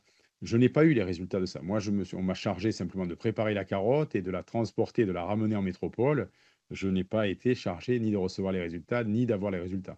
Mais je pense qu'on peut retrouver ces analyses parce que je les ai transmises. C'est moi qui les ai ramenées en métropole et je les ai transmises donc au service en charge de faire des analyses. Mais moi, je n'ai pas été, je dirais, on ne m'a pas transmis les résultats de ces données-là. Très bien. Mais je pense que là, il doit y avoir l'information. Monsieur Salva, vous voulez compléter et ensuite on retourne aux questions des députés. Oui, simplement un point d'information. Les missions turbo ont lieu régulièrement sur Mururoa et sur Fangatofa. Je crois que c'est tous les ans ou tous les 2 ans, je ne me souviens plus exactement. Mais dans le cadre de cette surveillance, ils échantillonnent tout au long de la chaîne alimentaire, du plancton jusqu'au carnassier. Et tous les invertébrés sont plusieurs espèces d'invertébrés, comme les bénitiers, les holoturies, tout ça sont recensés et analysés. Et ces rapports sont publics. Et c'est ce qu'on appelle l'émission turbo. Et les résultats sont publiés régulièrement, avec une diminution de la radioactivité de tous ces éléments. La radioactivité qui se décèle sur plusieurs organismes d'ailleurs, étant celle des tirs chinois après 1974 plutôt que les tirs français. Bien, merci pour ces précisions. Alors, je redonne la parole au député et à Emmanuel Foucard, député de Bouches-du-Rhône, qui a une question. Merci, Monsieur le Président. Oui, une question. Les militaires basés sur Mururoa avaient interdiction de pêcher le poisson dans le lagon. Connaissez-vous le risque de la consommation des poissons qui devaient être pêchés, le risque donc par rapport à la consommation, et si ça a toujours été fait aujourd'hui, ou combien de temps ça pouvait être interdit voilà, par rapport à cette pêche. Alors, interdiction de consommer les poissons pêchés. Monsieur Salva, allez-y. Oui, je peux répondre pour ce qui concerne la situation sur les sites pendant et après les tirs, tout ça. C'est vrai qu'il y avait une interdiction de consommer non seulement les poissons, mais également tous les autres invertébrés, notamment ceux qui vivent sur la bordure corallienne du côté océan, qui sont accessibles non pas à la pêche, mais qui sont accessibles à pied, où on peut récolter des mollusques et s'en nourrir. Alors je voudrais dire que chaque fois qu'on était sur les sites, il y avait cette recommandation, à la fois pour les missionnaires que nous étions, comme pour tous ceux qui y travaillaient, l'interdiction de manger quoi que ce soit sur les atolls. Je ne sais plus quelle est la situation à l'heure actuelle, mais à cette époque-là, jusque dans les années 99, etc., quand j'ai fait les dernières missions, c'était toujours de règle, il ne fallait rien consommer. Ceci dit, il faut bien comprendre que la radioactivité, ça ne se voit pas. C'est très difficile. Et en plus, à expliquer à des Polynésiens qu'il ne faut pas manger quelque chose alors que c'est très vivant sur le récif, c'est très difficile. Donc, dans mon fort intérieur, je suis persuadé qu'il y a eu des consommations, bien que interdites, qui ont été faites de bonne foi par certains travailleurs, je suis à peu près certain, surtout, peut-être pas pour les poissons, mais surtout pour des invertébrés, comme des turbos qui se consomment. Ce sont des gros escargots qui sont sur la pente, sur le récif extérieur, qui sont récoltables à la main et qui sont un mets de choix pour les Polynésiens. Donc mon intime conviction, c'est que certains en ont consommé, c'est certain. Monsieur Plane, vous voulez apporter des éléments de complément sur cette question de la pêche Je rajouterai, attention Monsieur Foucard, qu'une des raisons principales de l'interdiction de la consommation, c'était, alors à ma connaissance, c'était pas nécessairement la radioactivité, mais c'était la ciguatera. C'est-à-dire que toutes les infrastructures qui ont été construites au niveau de Mururoa, les ports, les digues et les quais, donc tous ces travaux entraînent, et on le sait, hein, vous avez les mêmes conséquences, je dirais, dans tous les atolls où vous avez eu des constructions d'aéroports ou autres sur le platier corallien, entraînent des flambées de ciguatera et et la ciguatera, bien entendu, la gratte, autrement, c'est évidemment très, très problématique. Et une des raisons aussi pour lesquelles il y avait une interdiction de consommer des poissons, mais aussi des invertébrés, c'est justement pour éviter la consommation de poissons et autres invertébrés qui seraient intoxiqués par de la ciguatera et qui entraînerait donc une intoxication sur les hommes. Merci, Madame la rapporteure. Oui, je veux rebondir. Je savais pas que les langoustes pouvaient avoir la ciguatera. Lorsque les doses sont très importantes, vous avez les invertébrés qui sont atteints. Vous avez des gens qui ont consommé du bénitier, qui ont eu la ciguatera. Donc, mais c'est lorsque les doses sont très importantes. Mais là, on est quand même sur il y a eu des infrastructures qui ont été construites à Mururoa, dont certaines qui ont été construites, je dirais, sur le lagon, et qui ont entraîné nécessairement des flambées de ciguatera, comme on les a observées, les grosses flambées encore il y a quelques années. Sur Raivavae, par exemple, aux Australes, suite à la construction de tout l'aéroport sur le lagon, où pendant plusieurs années, on ne pouvait plus consommer de poissons dans le lagon de Raivavae. Il fallait absolument consommer du poisson de l'extérieur. Voilà, donc c'est des flambées de ciguatera suite à des travaux. Lorsque ce sont des travaux, je dirais, d'ingénierie qui sont relativement localisés, on va vous dire il ne faut pas manger de poissons dans cette zone-là, tout simplement parce que les poissons en home range, je dirais, ont un espace d'activité qui est plus ou moins limité. Et puis, lorsque vous avez des travaux qui sont à l'échelle presque de l'atoll, comme c'est le cas du Mururoa, là, je pense qu'il y a eu des flambées de ciguatera importantes, oui. Et dans ces cas-là, les invertébrés peuvent être impactés aussi, effectivement.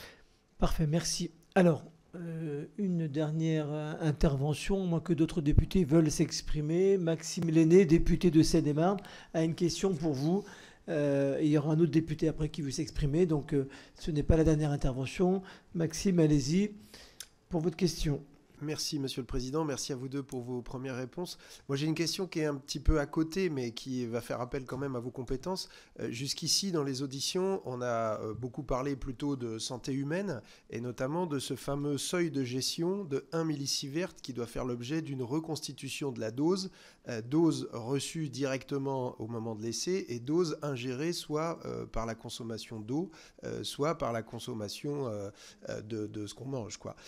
Du coup, j'ai une question pour vous deux. Est-ce que vous avez été amené à mesurer les doses de radioactivité des poissons et de tout ce qui pouvait être mangé, et est-ce que, le cas échéant, ces informations ont été transmises à les autorités en capacité de faire cette reconstitution de la dose?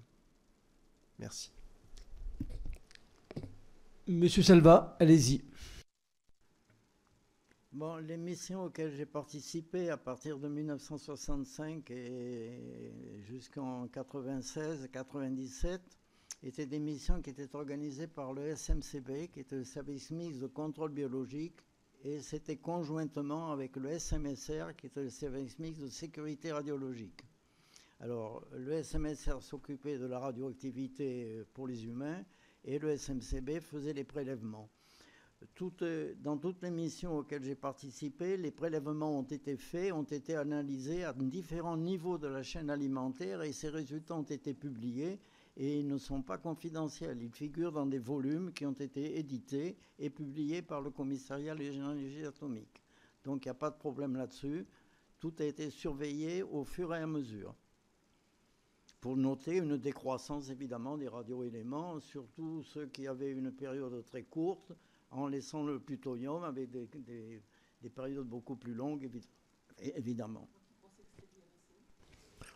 Monsieur Plane, vous voulez compléter par rapport au seuil, un millisievert et la mesure? Juste, je donne une information complémentaire. Alors évidemment, comme vous l'avez dit, moi je ne suis pas du tout spécialiste de ça et donc de ces aspects-là, et donc certainement pas mesure.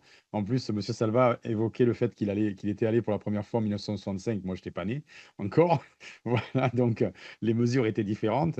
Ce que je peux dire, c'est que M. Salva, comme M. Gazin, quand ils sont allés, avaient systématiquement, avant de partir sur Mururoa et au retour de Mururoa ou de Fangatofa, une mesure de la radioactivité, de leur radioactivité à eux. Moi, en 2007 et en 2009, lorsque je suis allé sur Mururoa, ces mesures-là ne se faisaient plus. Voilà. Est-ce que c'est parce qu'il n'y en avait plus ou est-ce qu'on considérait que ce n'était plus la peine? Je ne sais pas, mais moi, je peux vous dire qu'en ce qui me concerne, ces mesures-là ne se faisaient plus à ce moment-là. Merci, messieurs. Une autre question de M. Élie Califer, député de Guadeloupe, qui veut vous interroger. Chers collègues, allez-y. Merci, Monsieur le Président. Bien bonsoir à tous. Euh, je vois que sur la chaîne, on va dire la chaîne animale, la chaîne alimentaire, les choses étaient plus ou moins contrôlées dès le départ. Mais dites-moi, pour les déchets radioactifs, est-ce que dès les années 60, il y avait des protocoles de mise en sécurité, de traitement des déchets radioactifs? Si vous pourrez répondre, Monsieur Salva, c'est pas trop votre domaine, non? Non, Si. c'est pas du tout mon domaine. Mais, non, je ne peux pas répondre. À ma connaissance, non, mais ma connaissance est limitée dans ce domaine. Monsieur Plane. Oui, je ferai la même Allez-y, réponse. Monsieur Là, Califère. j'avoue que Attendez, là, attendez, Monsieur Plane. Monsieur Califère veut... Oui, juste parce que vous pas de avez souci. dit que dès le départ, les prélèvements étaient assurés, vous avez observé dès le départ. Donc c'était vous demander, est-ce que pour les déchets radioactifs, vous avez observé quelque chose aussi en termes de traitement? Non, en ce qui me concerne, je suis désolé, monsieur le député, mais moi, en ce qui me concerne, moi, je n'étais pas du tout au courant. En plus, moi, je suis intervenu plus tardivement dans tout ce qui est suivi scientifique et autres. Mais ça, c'était c'était des sujets qui étaient traités exclusivement par le CEA et par le service des armées. Merci, Monsieur Salva. Vous voulez compléter? Non, d'accord. Alors, je me tourne vers Madame la rapporteure pour une remarque, une conclusion ou des questions. Allez-y, Myriana Rederbelot, rapporteur. Merci, Monsieur le Président. C'était juste pour terminer, hein, pour ma part en tout cas, sur la mission Turbo qui est menée par le CEA, donc annuellement, sur les deux atolls de Mururoa et Fangataufa. Il ne mesure pas la ciguatera, en fait. C'est vraiment des mesures radiologiques. En tout cas, c'est comme ça que ça m'avait été présenté. C'est pour ça que je suis un peu étonnée du fait qu'on ne parle de l'interdiction des poissons, de consommation de poissons, enfin pas que, mais probablement pour la ciguatera. Ce n'est pas ce qui est mesuré par la mission Turbo. Il vérifie le plancton, il vérifie aussi donc les poissons, les crustacés, et sur le sol, l'eau de coco, les graviers aussi, hein, et l'eau qu'il y a sur les atolls. Et ce qui m'avait étonné à l'époque où je suis allée à Mururoa, donc en 2024, ils n'analysent pas du tout les coraux et les algues. C'est pour ça que je vous ai posé la question tout à l'heure, parce qu'au moment où j'ai demandé quand même les poissons mangeant les algues, et puis voilà, ils se nourrissent de ce qu'il y a sur le récif, j'étais étonnée de ce manque d'analyse des coraux et des algues. Et donc on m'a répondu que pour analyser, il fallait casser 1 mètre carré et que c'était quand même pas bien pour l'environnement. 1 mètre carré de récif. Voilà. Donc je voulais avoir votre réaction, Monsieur Plane. Allez-y, si vous voulez bien répondre, Monsieur Alors, Plane. pour la première partie sur la ciguatera, non, effectivement, la mission Turbo n'étudie pas la ciguatera et ne mesure pas la ciguatera. En Polynésie, d'ailleurs, c'est principalement l'Institut Malardé qui réalise ce type d'études et qui réalise ce type de mesures. Maintenant, le fait que des travaux d'aménagement portuaire ou d'aménagement dans le lagon entraînent des poussées de ciguatera, c'est quelque chose qui a été connu, qui a été beaucoup étudié par monsieur le professeur Raymond Banis à l'époque, et sur lequel il y a eu maintenant une certaine, je dirais, certitude sur l'impact, je dirais, de travaux qui vont, je dirais, entraîner beaucoup de sédimentation dans le lagon et entraîner cette sédimentation, entraînant des poussées d'algues ciguatoxiques qui ensuite rentrent dans la chaîne alimentaire et vont jusque sur les poissons qui sont consommés ou certains invertébrés qui sont consommés. Donc, à ma connaissance, après avoir discuté avec les services armés, c'est une information que l'on m'a donnée que finalement, une des principales raisons, alors je dis ce qu'on m'a rapporté, hein, si on m'a induit en erreur ou si on m'a rapporté quelque chose d'inexact, j'en suis pas directement responsable. Mais moi, je ne fais que vous répéter qu'en fait, un des vrais problèmes qu'il y avait, c'était le problème de ciguatera et que il ne voulait pas que soit confondu potentiellement la ciguatera avec d'autres sources que l'on peut imaginer et que par conséquent, on empêchait finalement la consommation de poissons et de nourriture dans le lagon et sur les récifs de Mururoa et de Fangatofa. Voilà. Chose qui n'était pas le cas d'ailleurs sur les atolls aux alentours, hein, où les gens consommaient, que ce soit sur Marutea, sur les atolls des Actéons, quand les gens allaient faire du copra et autres, il n'y a pas eu d'interdiction à ce niveau-là. Sur la deuxième question, sur les suivis réalisés par les missions Turbo et par le CEA, effectivement, le corail n'est pas inclus. Je ne sais pas, je pense que c'est parce que ça n'a pas été inclus au début et que finalement, ils ne l'ont pas ensuite inclus dans la suite. Vous savez, c'est souvent les protocoles, on les fait les mêmes sur des années. C'est souvent dans les services d'observation, c'est vraiment le cas. C'est souvent le cas et on ne modifie pas parce que du coup, on n'a pas l'antériorité pour savoir s'il y a quelque chose qui a été transformé ou quelque chose qui a évolué au cours du temps. Oui, moi j'aurais tendance à dire que pourquoi pas. Je pense que sur le corail, je vous avoue que j'ai été un peu déçu de ne pas avoir les résultats de la carotte qui avait été faite au Gambier. Je pense que sur le corail, s'il y avait des choses à rechercher, ce serait au travers de carottage et effectivement de redescendre jusqu'à il y a 50 ans, 60 ans, pour voir si effectivement on trouve trace d'une accumulation radioactive qui aurait été emprisonnée, je dirais, dans la partie centrale du corail. Ce qu'il faut savoir, c'est que le corail, notamment les massifs, les coraux massifs, en fait, poussent par l'extérieur, donc grandissent par l'extérieur, et au centre, ce n'est qu'une accumulation de carbonate de calcium, donc de calcaire, qui se fait par couche, et donc il n'y a plus rien de vivant au milieu, quoi, mis à part quelques individus foreurs qui y sont, mais il n'y a plus rien de vivant au milieu. Donc effectivement, ça pourrait être intéressant d'avoir ces résultats-là. Vous les avez À remis, l'époque, la personne qui m'avait commandé ce travail-là en Polynésie, c'était le ministre de l'Environnement, c'était M. Jacques Briand. Parce que je crois que vous Que les je pense que aviez vous connaissez. remis au CEA, vous disiez, non, tout à l'heure? Non, je les ai remis à un alors il faudrait que je retrouve ça dans mes archives. Je les avais remis à un service, je dirais, indépendant et qui était basé sur Grenoble, il me semble, et qui était censé faire des mesures justement de radioactivité. Bon. C'était pas un service des armées. Parce que D'accord. les prélèvements n'avaient pas été faits. C'était pas un prélèvement qui avait été fait sur Mururoa. C'était un prélèvement qui avait été fait au Gambier. Pardon, je vous entends pas Vous là. n'avez pas le nom, non? Vous n'avez pas le nom du laboratoire ou de l'établissement? La CRIRAD, peut-être? Non, de tête, là, il faudrait que je le recherche. Je l'ai pas de tête, non. La CRIRAD? Mais je peux vous le... Monsieur... Non, c'est pas monsieur... C'est possible, oui. La CRIRAD. Oui. Oui, c'est tout à fait possible. Oui, On va tout à fait. auditionner Ça me la dit quelque chose, CRIRAD oui. bientôt. Oui, donc voilà. Et c'est un prélèvement qui doit dater de 2010, quelque chose comme ça, peut-être de 2009, 2010. Il faudrait que je regarde exactement dans les archives, mais voilà.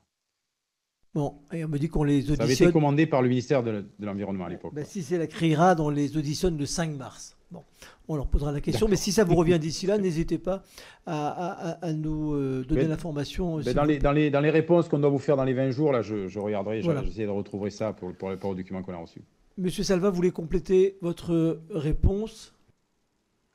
Oui, deux commentaires. Le premier, c'est sur la ciguatera. C'est de rappeler que l'émission Turbo, effectivement, ne relève pas la ciguatera, mais la ciguatera est connue, et le terme qu'on emploie souvent, c'est des flambées de ciguatera, c'est-à-dire des développements à l'occasion qui durent quelques mois seulement, quelquefois, d'une algue qui est toxique et qui est ingérée par les poissons puis par l'homme. C'est ça qui provoque la ciguatera. Mais on parle bien de flambée, ça veut dire que c'est très temporaire dans le temps. Et par conséquent, c'est difficile pour les missions Turbo qui surveillent le bénitier d'année en année, parce qu'on peut récolter le bénitier et qu'on trouve les radioéléments dans le bénitier, comme dans les holoturies, etc. C'est difficile de détecter des flambées qui pourraient avoir lieu à Fangatofa ou à Mururoa, alors qu'elles sont très temporaires. Ça demande des moyens gigantesques que n'arrive d'ailleurs pas à régler l'Institut Mallardet. C'est très difficile de pouvoir prévoir et d'indiquer qu'une zone est ciguatérique. Et je rappellerai pour mémoire qu'autrefois, quand il y avait des flambées ciguatériques, on le savait parce que quelqu'un avait pêché du poisson, l'avait consommé et était malade, et la zone devenait interdite. Elle était interdite jusqu'à quand? Elle était interdite jusqu'à quelqu'un s'affranchisse de cette interdiction, aille en consommer et ne soit pas malade. Et à ce moment-là, on disait, c'est fini, c'est plus ciguatoxique. Voilà, c'est pour dire combien c'est temporaire cet aspect-là. Voilà. Le deuxième commentaire, c'est à propos des coraux qui ne sont pas dans les espèces cibles. Alors, les missions auxquelles j'ai participé au tout début, avant les tirs et après les tirs, surtout avant les tirs, en 1965, on a fait 2 missions avant le premier tir, que ce soit à Muru ou à Fanga. Et dans ces missions, nos objectifs étaient bien sûr de découvrir le milieu corallien. Je rappellerai que c'était il y a plus de 50 ans, et qu'à cette époque-là, les récifs de Polynésie étaient totalement inconnus. Il n'y avait pas de recherche. Il fallait découvrir le milieu, nommer les espèces, savoir leur répartition. Et un de nos objectifs était de voir effectivement les effets des tirs après sur la faune et la flore. Mais un des objectifs était aussi de recommander au SMCB les espèces cibles dans la chaîne alimentaire qu'il fallait suivre du point de vue radioactif. C'est ainsi qu'on leur a pris des invertébrés et des poissons. Et il y avait des recommandations pour pouvoir prendre des espèces cibles. Il fallait que ce soit des espèces qui soient abondantes, qui soient faciles de récolte et qu'on trouve partout sur Muru et Fanga. Donc ça limitait évidemment le nombre d'espèces. C'est pour ça que les espèces cibles ont été par exemple le bénitier qui est très abondant, ça a été la nacre également, ça a été les holoturies et ça a été certaines espèces de poissons, des herbivores et des carnivores. Mais là-dedans, le corail n'avait pas été choisi parce qu'il est d'une manipulation difficile, probablement pour faire les détections de radioéléments. Alors c'est pas mon domaine, mais il est plus facile de prendre un beefsteak d'un poisson que de prendre la chair vivante des coraux. Et c'est pour ça que les coraux n'avaient pas été sélectionnés dans les espèces cibles. Merci infiniment pour ces précisions. Écoutez, notre audition arrive à son terme. Il n'y a plus de questions des députés présents. Donc je vous remercie l'un et l'autre d'avoir répondu à nos questions. Monsieur Plane, je vous souhaite une bonne journée. Puisque chez vous c'est le matin. Merci d'avoir été en visioconférence avec nous. Monsieur Salva, une bonne soirée à Paris. L'un et l'autre, si vous avez des précisions à nous apporter, si vous pensez avoir omis quelque chose ou si vous avez envie de nous apporter des éléments complémentaires, comme le nom du laboratoire à qui vous avez remis cette fameuse carotte, Monsieur Plane, eh bien nous sommes preneurs. Voilà, bonne soirée à tous. Demain, nous avons 3 auditions, 15h30, 17h et 20h30. Merci, bonne soirée. Au revoir, messieurs. Merci beaucoup. Bonne soirée à vous. Au revoir. Oui, merci. Recording stopped.